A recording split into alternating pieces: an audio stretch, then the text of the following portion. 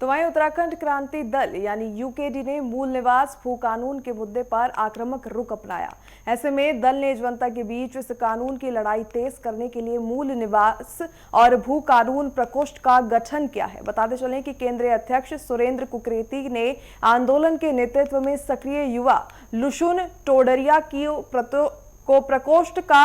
अध्यक्ष नियुक्त किया। ऐसे में प्रेस वार्ता में केंद्रीय उपाध्यक्षों सुनील कोटर नाला और साथ ही शांति प्रसाद भट्ट ने प्रकोष्ठ गठन की जानकारी मीडिया को साझा की। आपको बता दें, लुसुन ने इस दौरान कहा कि अब ये लड़ाई राजनीतिक रणनीति के तहत लड़ी जाएगी और विधानसभा चुनाव के समय इसे गैर राजनीतिक रूप से चलाने से बीजेपी में फायदा पहुंच सकता है और जल्द ही प्रकोष्ठ की कार्यकारिणी का विस्तार कर प्रदेश भर में जनता का आंदोलन में लामबंद भी किया जाएगा।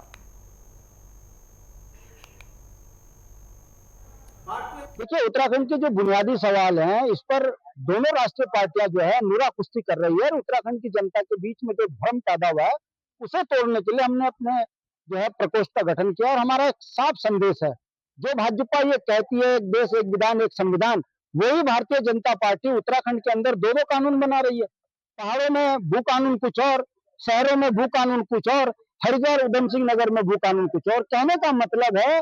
ये केवल उत्तराखंड के संसाधनों को लूटने वाली पार्टी है, इसलिए अपने ही जुमलों में फंसी हुई है। जवाब नहीं दे पा रहे भाजपा वाले कि आखिर उत्तराखंड में दो कानून क्यों, और आप जो कहते हो एक विधान एक संविधान, तो आखिर उसी का पलीता आप क्यों लगा रहे हो। कहने का मतलब है जिस पार्टी की कोई विचारधारा नहीं होती, वही पार्टी उत्तराखंड के अंदर उत्तराखंड के लिए खतरा बनी है। इसलिए आज वो घबराए हुए हैं और उत्तराखंड के अंदर के नेताओं के ऊपर अनाप शनाप वो लगा रहे हैं आरोप।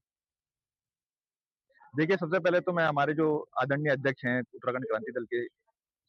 माननीय सुरेंद्र कुकरेती जी और हमारे जो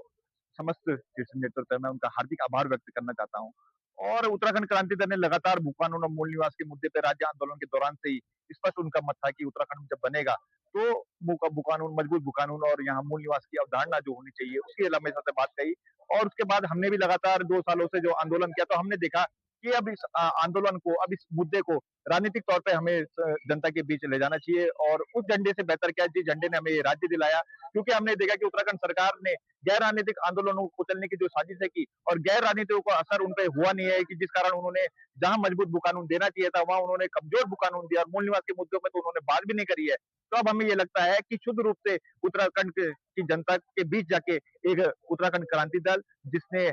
इस आंदोलन का नेतृत्व किया था, जिसने राज्य आंदोलन का नेतृत्व किया था, उसके द्वारा ही, उसकी विचारधारा के द्वारा ही हम जनता के बीच जाएँ, ताकि उत्तराखंड क्रांति, ना सिर्फ उत्तराखंड क्रांति दल की विचारधारा पहुँचे, बल्कि जनता के बीच ये भी संदेश जाए कि उत्तराखंड क्रांति दल मूल निवास भू कानून के मुद्दे को लगातार उठाता रहा है और उत्तराखंड सरकार को लगातार हम एक्सपोज़ करने का कार्य करेंगे और उत्तराखंड सरकार के सामने, भाजपा सरकार के सामने भी राजनीतिक रूप से लड़ाई लड़ने की पूरी तैयारी कर रहे हैं।